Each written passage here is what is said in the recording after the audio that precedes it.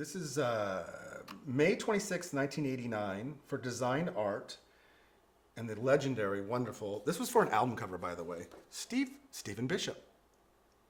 I'm sure you don't know who he is, but I do. Stephen Bishop's one of legends, big time legends, big time. And the fact that I got to shoot an album cover for him, even better. But I have to talk about his design art. Legendary Norman Moore, the great designer, one of the greatest of all time. So I met Norman originally when I first moved to LA, and I processed the film and did the prints for the Police Synchronicity album cover.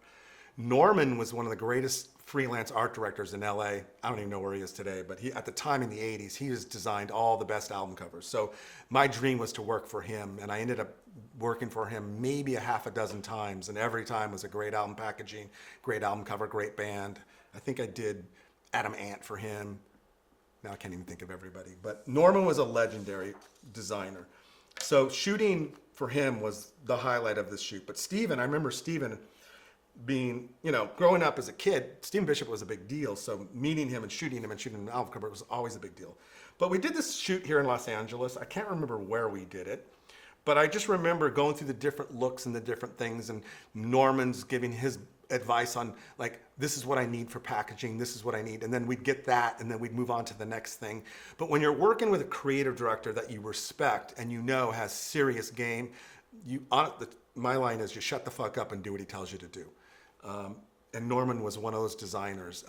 The fact that he did Synchronicity's album cover, which is iconic in packaging, amongst many others, just says it all to me about Norman Moore. So I hate to say it, this whole thing is more about Norman Moore than about Stephen Bishop, but it was really good. I was blessed. And I loved, what I loved about Stephen was fast forward years later, I think it was about 2 years ago, his people or whatever contacted me through Instagram, and I supplied them with some photos, and they were very grateful, and they posted them and tagged me and all that kind of fun stuff.